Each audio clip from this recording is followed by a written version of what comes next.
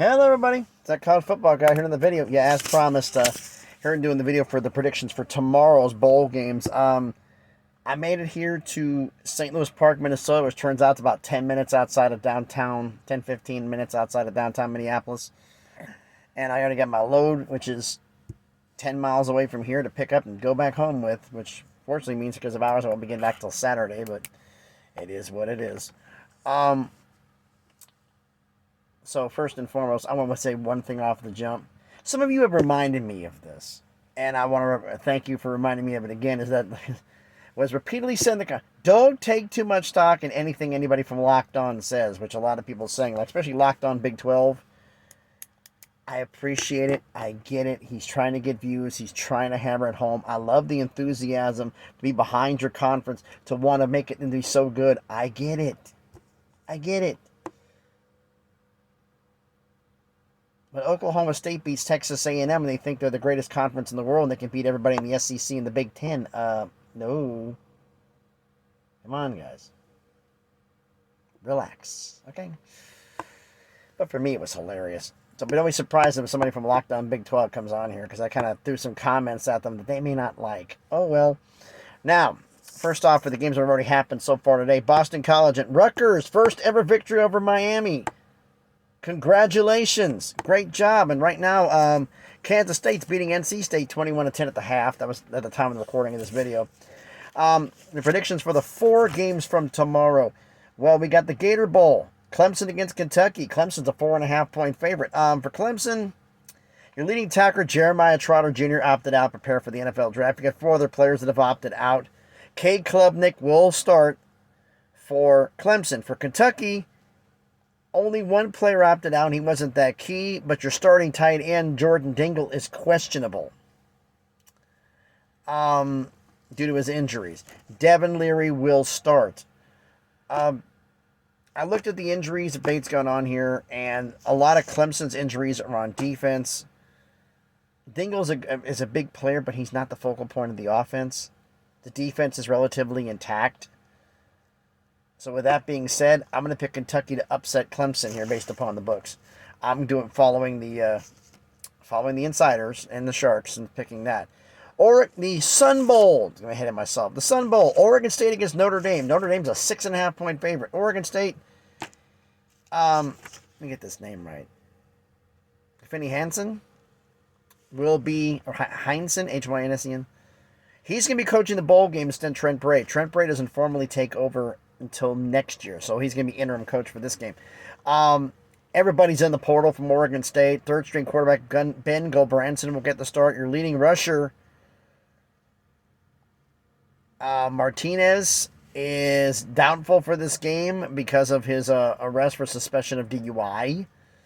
And a lot more players, and it says that Oregon State players are in the portal. For Notre Dame, no Sam Hartman, no Estime. Both starting tackles are gone.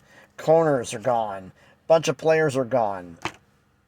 So if you want to look at number of players leaving, it's about the same. Notre Dame has better depth. So with that being said, I'm only for that reason, I'm picking Notre Dame to win and cover the 6.5. The Liberty Bowl, Memphis versus Iowa State. Iowa State's a 10.5-point favorite. Memphis is at home. This is their stadium, so this is a home game and a bowl game.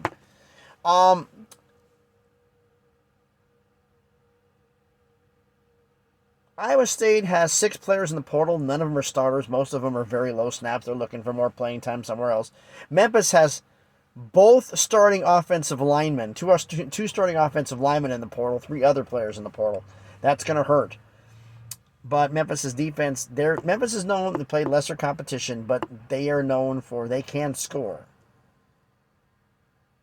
And Iowa State's defense is going to be the toughest one they faced all year. So I'm going to pick Iowa State to win, but that 10.5, I don't think they're going to cover that. I think it's going to be less than that. The Cotton Bowl, Missouri versus Ohio State. Ohio State's a 2.5-point favorite. Brady Cook's going to start for Missouri. They have a few opt-outs here and there, a few players, but nothing substantial. Ohio State, obviously been done. No Kyle McCord. He is now at Syracuse. Devin Brown, the redshirt freshman, will get the start. Marvin Harrison Jr., apparently is not likely to play in this game. That's a huge chunk of their offense gone. But even that being said, and basically Missouri being intact, Ohio State has too much damn talent. I'm picking Ohio State to beat Missouri and cover the 2.5. So recap, I'm picking Kentucky over Clemson, Notre Dame over Oregon State, Iowa State over Memphis, and Ohio State over Missouri.